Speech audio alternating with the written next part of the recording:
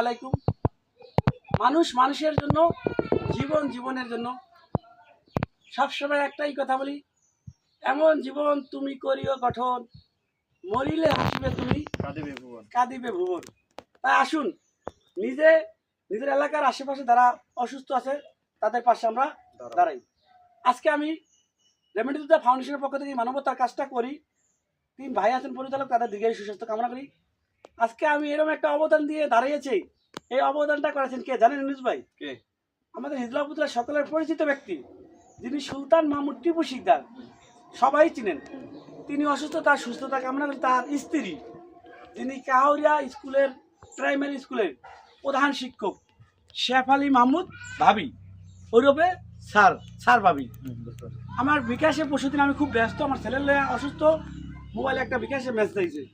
পরে আমি কাল এই মেসেজ দিল কি, পরে পরে বারেকটি ছোট ভাই আমাকে অনেক মহব্বত করে এবং ভালো জানে, চাই মানুষের ভালোবাসা নিয়ে দিনে দিনে চলাফেরা করতে। শেফালি মাহমুদের ভাবি দানকে আল্লাহ পাক কবুল করে। আমি এখন কথা বলবো না, আপনাকে কিছু বলার জন্য অনুরোধ করছি।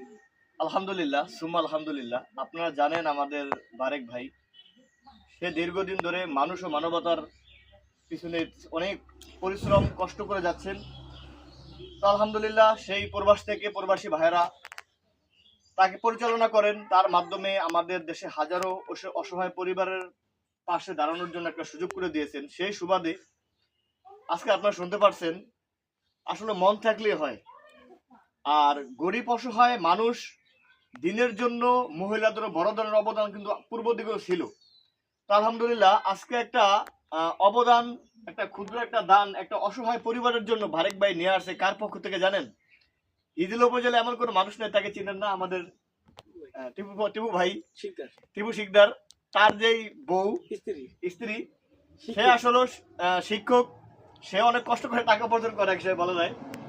সে তার এই কষ্টের দান টাকা থেকে কিছু একটা টাকা বারেক ভাইয়ের মাধ্যমে আজকে একটা গরিব অসহায় মানুষের পাশে চলে আসে।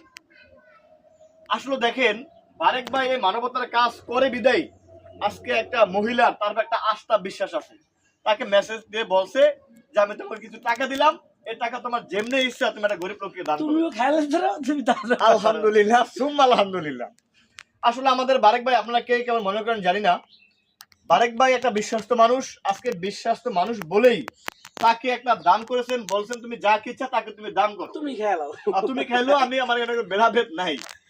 তো আসলে একটা গরিব অসহায় মানুষ, এই সামনে ঈদ মাসও আসতেছে, আমাদের সমাজে এখন অনেক পরিবার আছে যারা এরকম গরু গোস্ত খাবে না, খাইতে পারবে না, একটা ভালো নতুন পোশাক পরতে পারবে না। তো আসুন